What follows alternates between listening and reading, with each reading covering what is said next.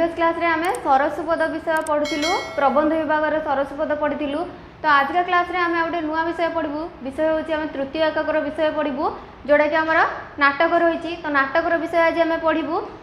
नाटकर जो विषय मु तुम मानक पई नेछि विषयटर ना कोन अछि भालू उपद्रव्य एकांकिका। तो तार नाट्यकार बा तार गाल्पिक जी अछंती किए विजय मिश्र। तो आज आमे भालू उपद्रव्य नाटक पढ़ा। तो ता पूर्व आम विजय मिश्र विषय जाना भालू उपद्रव्य कहीं लिखाई से विषय जाना। ता पूर्व मुझे तुमको कहूँ तुम जब नुआ कर आम चैनल को आस तो आम चैनल को सब्सक्राइब करदेव। आ तुम बही खुल भालू उपद्रव्य जो विषय अच्छी तो भालू उपद्रव्य विषय बही खुल ता सहित मु पढ़ुची तुमने बही देख आउ विषय को एंजॉय कर। तो चलो प्रथम आम जाना आमर विजय मिश्र जी की रही आमर नाट्यकार विषय किसी जाना। तो विजय मिश्र जन्मग्रहण करथिले केबे 1936 मसीह विजय मिश्र जन्मग्रहण करथिले। तो विजय मिश्र को जन्म समय देइछि किंतु मृत्युर अवधि एठी देइनी। तो तेणु आम केवल जन्म समय जानिछे। तो मृत्यु निहाती तांकर हेइथिबो काहेकि ना जन्म अछि माने मनुष्यर मृत्यु भी तार अछि। तो केबे ना केबे तांकर मृत्यु हेइथिबो कि तांकर मृत्यु ए जाय हेइनी जोथि पय कि तांकर मृत्युर अवधि देइनी। तो से जणे ओडिया नाट्यकार भाबरे नाटक जगत को बहु अमूल्य रत्न दान करिसेंती। अमूल्य रत्नर अर्थ कौन ना बहु मूल्यवान नाटक काव्य कविता बहुत किछि आमको देइचंती जोटा कि आमे विषय माध्यम रे पढुचे आ तांकर से स्मृति को से पुराना स्मृति को आज आमे मने पकाउचे। तांकर जो सब नाटक लेखार शैली प्राकृतिक परिवेश मनुष्य को लेकिन मनुष्यर नीतिदिनिया जीवन कौन सत्य किछि सत्य घटना को लेकिन से तांकर नाटक रे स्थान दियंती। तो तांकर प्रथम नाटक कौन थिला ना जननी। तांकर प्रथम नाटक थिला जननी जहा द्वारा कि से अन्नपूर्णा ग्रुप बी द्वारा अभिनीत होइथिले आ तांकर सेही नाटक द्वारा से लोक मानक सम्मुख को आसीथिले। तो तांकर केतेक काव्य कविता कौन अछि अशांत ग्रह तिमिर तिथि प्रतीक्षा जाजावर हे स्वर्ग विदाय असत्य सहर शववाहक माने एठी सेठी सबुठी एमिति बहुत किछि काव्य कविता से लिखिजंती।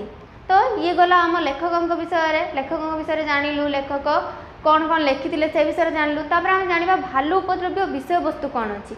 भालू उपद्रव्य लिखिबार कारण जे गोटे सहर रे 3 जण सांग रहउथिले आ सेमाने से सहर को कौनसी बसतः भालू गोटे पशि आसी बणरू जेहेतु बण पाखरे से सहरटी तो बण भितर भालूटा सहर को आसी।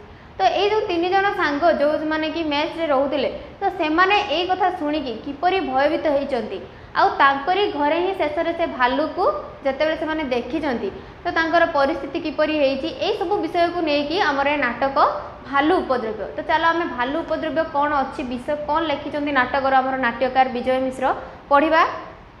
गोटे बसा उठा करवा घर बुली मंचटी को धरी नि जाऊ। प्रथमे मंचर वर्णना करागला किपरि मंचर परिवेश रहिबो किपरि कौन रहिबो ता सब वर्णना करागला। खटियाटीए पड़ी गोटे कोणरे आउ गोटे कोणरे छोट टीपयटीए उपरे टीवी और रेडियोटीए कांथर ब्रोसिल ठारू आरंभ करी जाबतीय अभिनेत्री और अभिनेता मानकर विज्ञापन कागज मरा जाइछि। गोटे जोड़िए चेयर इतस्तत पड़ी गोटे पाख को कुस्ती करवा सामग्री दृश्य आरंभ रेडियोटी खूब उच्चा स्वर रे बाजुछि। मंचर प्राय मझामझी सम्मुख को शीर्षासन रे कैलास।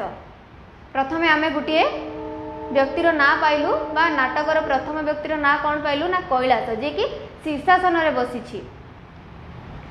सुरेश दुई हाथ रे दुईटा मुगुर भांगु भांगु बारंबार गोटे दिगरु प्रवेश करी अन्य दिगरे प्रस्थान करुछि। मुगुर अर्थ कौन ना जो आमर कुस्ती करिवार सामग्री अर्थात व्यायाम करिवार सामग्री ता मध्यरु मुगुर गोटे जिनस। तो प्रथम जानिथिले कैलाश जे कि शीर्षासन रे बसितिला तापर आसिला सुरेश जे कि दुई हाथ रे दुईटा मुगुर धरिकी एपट सेपट होउतिला।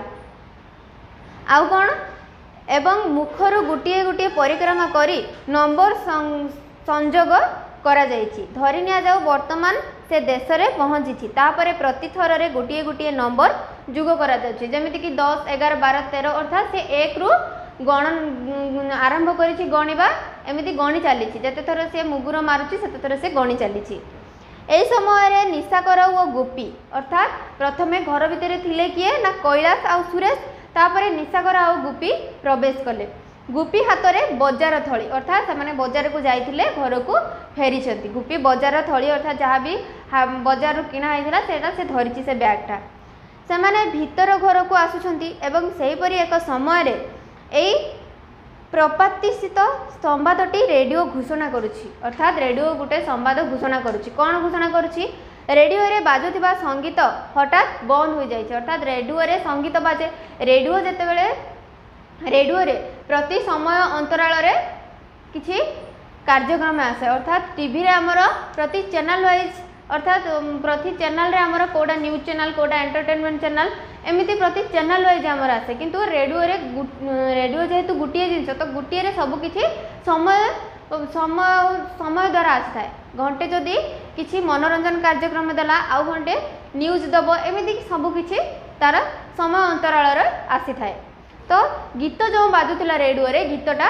बंद हो जाइछि किपरि एक विभुत किंपाकार शब्द तापरे हठात घोषणा किपरि गोटे शब्द अद्भुत शब्द शुभागला तापरे घोषणा करागला कौन घोषणा करागला एक जरूरी घोषणा गोटे भालू हठात उत्क्षिप्त हुई जंगल भितरु पळै आसी आमर एई सहर भितरे ढुकी पड़ी अर्थात जंगल भितरु आसिक आमर एई सहर रे चलाबुला करुछि से जेकोसी जगार थाई पारे जेकोसी जगार पहुँची पारे जेकोसी लोकर जेकोसी मुहूर्त जेकोसी क्षति करि पारे शीर्षासन कैलासर गुड़ दुईटा तल को उल्लाई आसी एवं से प्राय फ्लाट अर्थात से जो शीर्षासन में बसी कैलास जितेबाला सब कथा शुणिला ये जो घोषणा है रेडियो रे शुणिला ता भीतर कौन कला ना से गुड़ तल को खसीगला आउ से कौन है ना बेहोश हो गला मुगुर भांगुवा सुरेश महिषासुर मर्दिनी परी भंगी रे स्थिर